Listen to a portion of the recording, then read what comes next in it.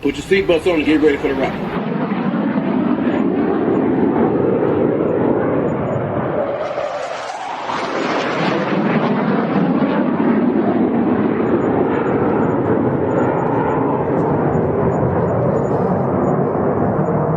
We're the freaking New York Jets, so we're built for this shit.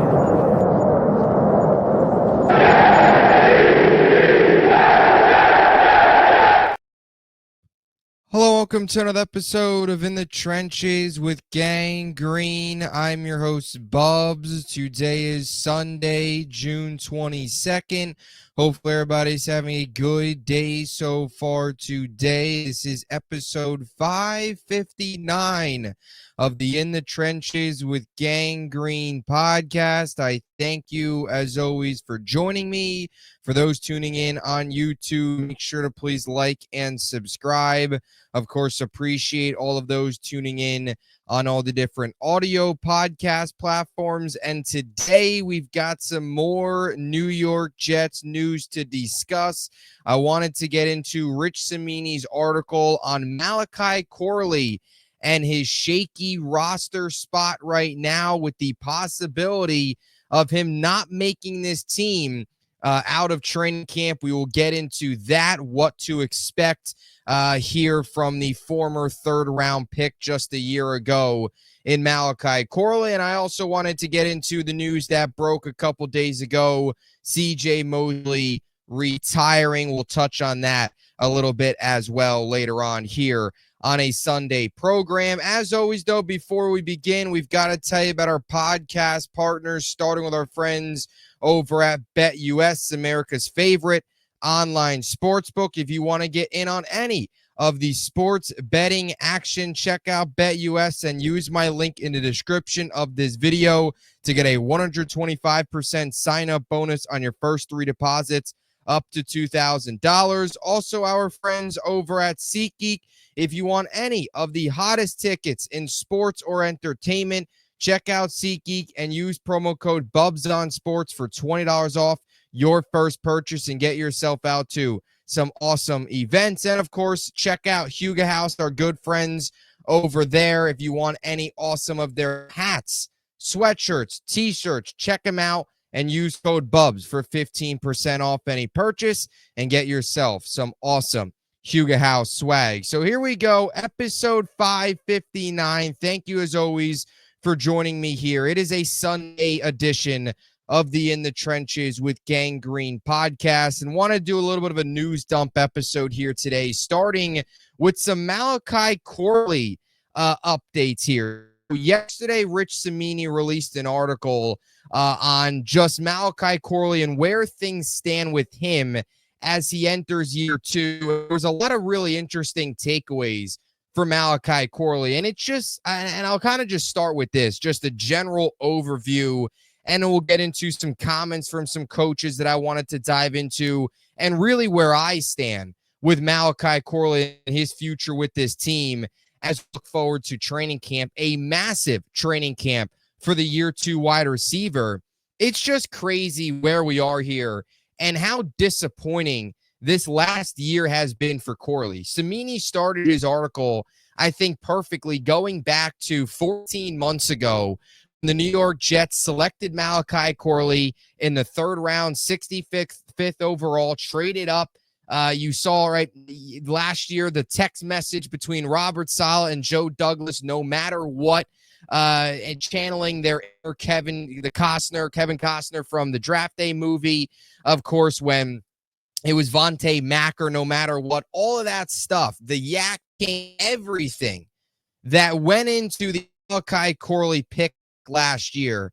It is crazy where we are here as we sit in 14 months later, June of 2025, with massive questions and really massive disappointment so far in the first year of Malachi Corley's tenure, who now enters his 2nd season with a regime that didn't draft him, so has no loyalty with him, had an off season where he was not participating in anything, with an undisclosed injury, and now goes into training camp with so many questions surrounding whether or not he will even make this team.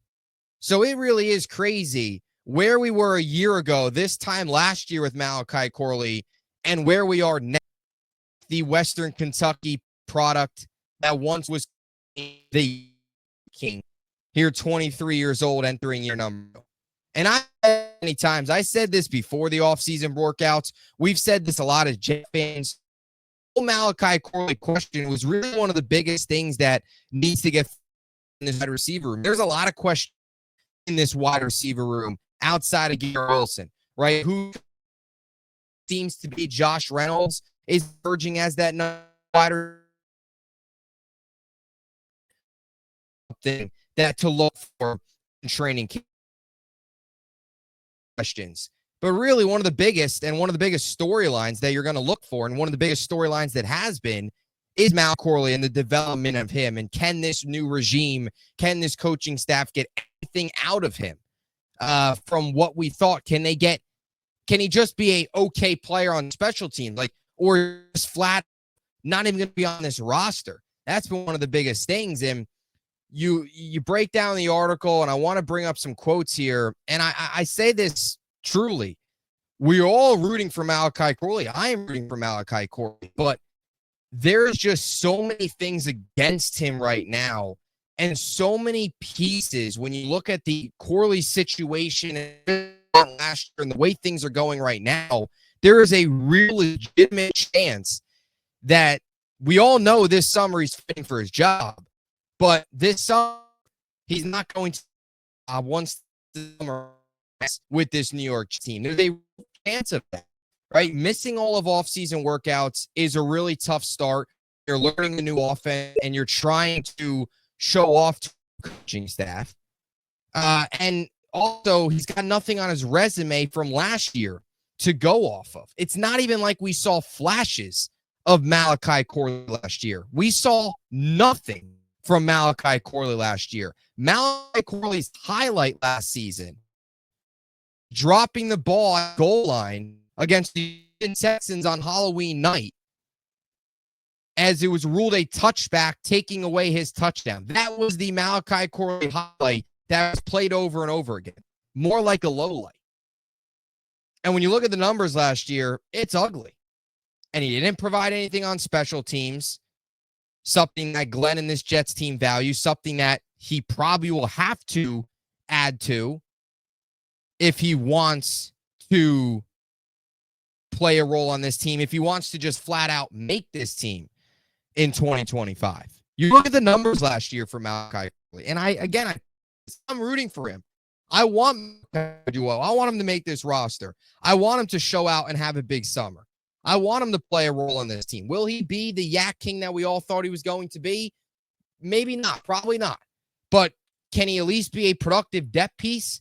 Can he at least go out there and play a role on special teams? Can he carve out a role there? Can he be a gadget guy? Can he at least just do that? I don't think that's a whole lot to ask for. And I'm also in the boat of, you don't just want to throw away third-round picks. You don't just want to throw away day 2 picks. And it's even more frustrating when you look at the Jets historically with day 2 wide receivers.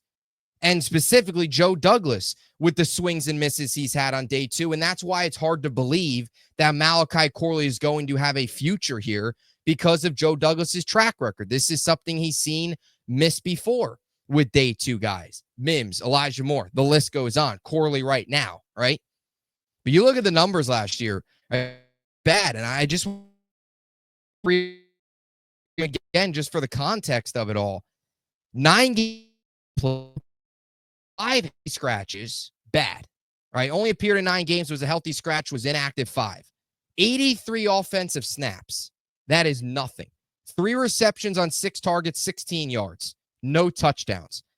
He had just 2 carries for 26 yards. The biggest highlight, the 18-yard drop against the Texans on Halloween night. You tally that out, he had 5 touches in his rookie year in 9 games for 42 yards. Didn't get to the end zone once, should have, but dropped the ball, and that was it. That was Malachi Corley's rookie season. Inactive when he was out there, barely playing. When he was playing, not making an impact. And when you look at this receiver room, it's loaded up with a lot of unknowns, right? It's a lot of just names. You look at Garrett, Josh Reynolds, Lazard. Outside of that, you're probably holding 5 or 6 guys. Let's say you hold 6. Arian Smith's in there, right? Your day 3 pick this year. Tyler Johnson. You have Xavier Gibson. Arian Smith, the guy that we already know. Chris Banjo mentioned it. They like what they're seeing out of him in terms of a special teams role, which is something that Corley hasn't provided. And that is something that actually favors some of these other guys, is the special teams role. Like Gibson, who I don't think will play much of a role this year on special teams. I do think it'll be a new kick returner, which it should be. He has declined. He had the one nice moment against Buffalo, but since then has significantly regressed over the last 2 years, especially last year. But at least he does have experience special teams. And even a guy like Jamal Pritchett, who might not seem like a name that has much of a shot, but Samini mentioned it too in this article. He's a name that impressed during the spring, and with that special teams value, could play a role. Arian Smith has already shown a little bit of the ability to, hey, I could do some things on special teams. Corley hasn't. And I want to throw some quotes out here that are just kind of just put into, again, the whole context of really what Corley is up against heading into this summer. First, this was Tanner Engstrom. This was labeled in the article, and we've talked about this before, but he said, quote, he's going to have to find a way to catch himself up. Sean Jefferson also commented on Corley. He said, my old coach, Bill Parcells, used to say, first thing you need to be is you need to be available. He's missed some time, and there's a learning curve here, so he's in catch-up mode right now. Glenn offered a little bit of a different perspective, but also similar. And he said, quote, here's what I remember from Corley, his ability to get the ball in his hands and make something happen. When you have a player like that, the first thing you think about is screens. You think about punt return, kick return. You think about things like that. So that is an area, as I mentioned, and Glenn kind of laid it out there, for him to make a roster spot, is that gadget guy, those quick screens, and more specifically, carving out a role in special teams, which he didn't do last year and hasn't done so far. But you'd expect in camp, Corley's going to get a shot. And you actually saw Corley a bit last year doing some things on special teams, returning some punts last year in camp. Never turned out to anything. But he'll get a shot this year in camp. And I think that's really one of the biggest ways. If there's a way for Corley to make this roster, it's going to be finding a way to carve out a role in special teams and potentially turning into that gadget guy where Engstrand sees something in him. But even just the comments from Engstrand and Jefferson are pretty, I don't want to say harsh, but they're pretty straight to the point of he's missed time, he's behind, it's a new system. Kind of going after him a little bit, lighting a fire under him a bit with those comments, which is the right thing to do. He needs to have a fire under him a bit. He should have a fire under him. He's fighting for a job here in year number 2. I mean, 14 months ago, you'd think we'd be talking about, if you would have told me, 14 months ago in a perfect world, we're talking about how Malachi Corley can make a big year 2 jump. We're talking about how Corley can maybe take over the number 2 wide receiver spot with Garrett Wilson. Not how can Malachi Corley find a way to just stay on this team. But that's where we're at. And my prediction would be this. I really think there is a very good chance that he's not here. I really do, that he gets cut. And I know a lot of people, and I mentioned this a little bit earlier, but to kind of dive into this too just a little bit more, this coaching staff has no loyalty to him. I know Sean Jefferson's returning, and he was the wide receivers coach, but everybody else, offense coordinator, rest of this coaching staff, the head guy and Aaron Glenn, they have no loyalty. They didn't draft Malachi Corley, right? They didn't. It would be one thing if this was Arian Smith and they drafted him and we were right. They have no Corley. They have no connection to him at all. Them cutting Corley is not like, oh no, we burned a second. No, that's a previous regime. So that's what else makes it interesting in this situation. He's got a lot of work to do. He's already behind because he didn't do anything in the offseason. The spring was big. If he had a really good spring, you can talk yourself into, okay, new staff, new offense, can find a role. He didn't. So it all comes down to training camp and, more importantly, the preseason as well. He's going to have to show off. It just stinks that we're here again with another mid-round receiver. How many more times are we going to go through this? Not just Douglas, but just even past that. We all know the whole list. I could be here all day naming the swing and misses that the New York Jets have had. on day number 2 at the wide receiver spot. It's just frustrating that here we are again. But that's it. And we'll see what happens in training camp. And I hope Corley finds out a role, because I, like every other Jet fan, don't want to just continue to throw away these day 2 receivers. Got to find, hopefully, something in him coming up here in the summer.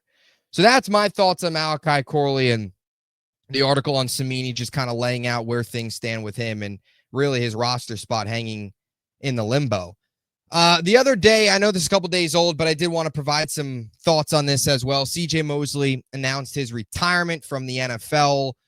Excellent career. Awesome Jet. Really, really great career for CJ Mosley. Of course, most notably here from a fan perspective, the success he was able to have on the Jets. The CJ Mosley career with the Jets to me is always a fun one to talk about, and just it's in general in terms of the turnaround.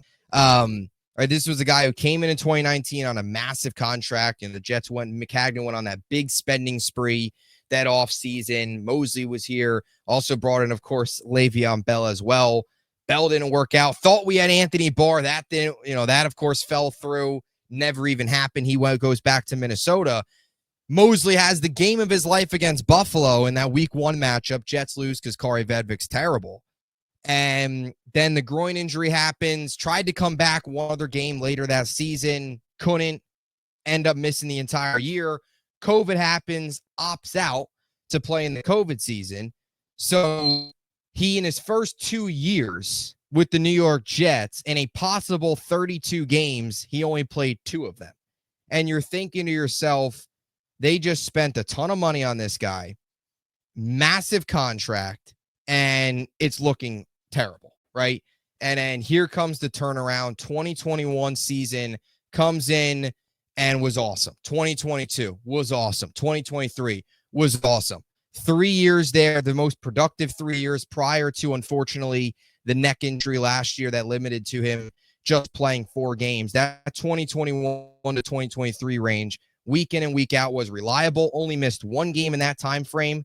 So as he got older, in some ways actually got better. His 3 highest tackle seasons all came with the New York Jets. And to add on to that, he had 168 total tackles in 2021. That was 4th in the NFL. He was 9th in the NFL in tackles in 2022 at 158. And it was 8th in the NFL in 2023 with 151 tackles. He led the team 3 of those years. And it wasn't even just the on-field production that made CJ Mosley so great. It was the teammate that he was, the leader that he was always awesome as well. The face off the field, always doing charity stuff, was just a great guy all around. Heck of a great linebacker, big piece to this defense when they were at their peak in 2022 and 2023. But off the field as well was just as big. Team captain, took home the Curtis Martin Team MVP award in 2021. And just some other on-the-field accolades. Thought I'd throw this in here. 2nd team All-Pro in 2022, was also a Pro Bowler in 2022. He had his highest Pro Football Focus grade in his career in 2023 at 82.9. And when you look at his Jet career in general, the numbers he was able to put up: 56 games with the Jets, 503 tackles, 3.5 sacks, 8 quarterback hits, 4 forced fumbles, 3 fumble recoveries, 3 picks, 18 passes defended, and 12 tackles for loss. Great Jet, awesome Jet. And I expect Mosley to stick around, right? We see a lot of the former Jets come to training camp, stick around. I do see Mosley being that type of guy that'll stick around. There was actually a report that came out the other day. Well, Sherwood actually talked about it, that he's still helping Sherwood, still helping Quincy Williams, still helping some players on the team, still in contact with some of these guys, helping them and things like that. So I actually even wouldn't be surprised if Mosley ever wanted to get into coaching, if he got his start as whatever, a training camp assistant, whatever. Cromartie did that last year actually with the Jets a little bit. We even see Mangold, right, come back all the time. Last year, Mangold was just there at training camp visiting, but you saw Mangold actually working with Tittman last year at camp on the couple days that he went. I'm usually doing that as well. He was awesome. Awesome Jet. Turned into quickly one of my favorite Jets. Just the way it started, the way it was able to turn around, and again, just a pro all around. So congrats on a great career to CJ Mosley. Thank you, of course, for what he was able to provide for the Jets. And another thing too, and I wish, it sucks that he didn't have more winning here. He was a player that deserved to win more than the Jets did, and he was a player that deserved better than what the Jets always provided him, with all the losing here. But another thing too that I think is important with Mosley is a big reason why Quincy Williams and Jamien Sherwood are where they are today and are who they are today is because of Mosley.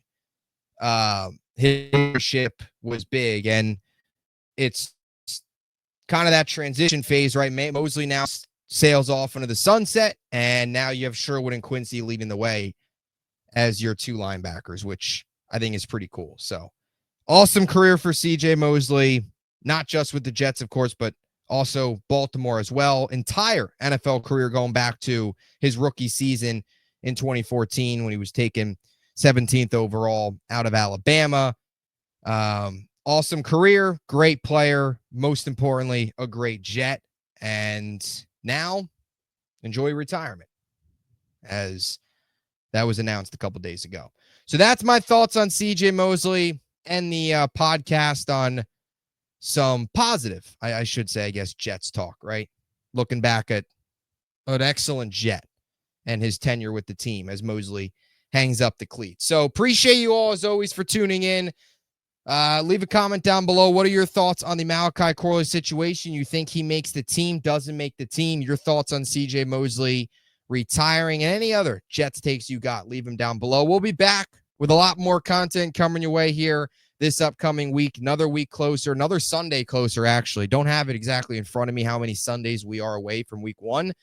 But as each Sunday goes by, we're getting closer. So cannot wait. Appreciate you all as always. And until next time, JETS. Jets, Jets, Jets.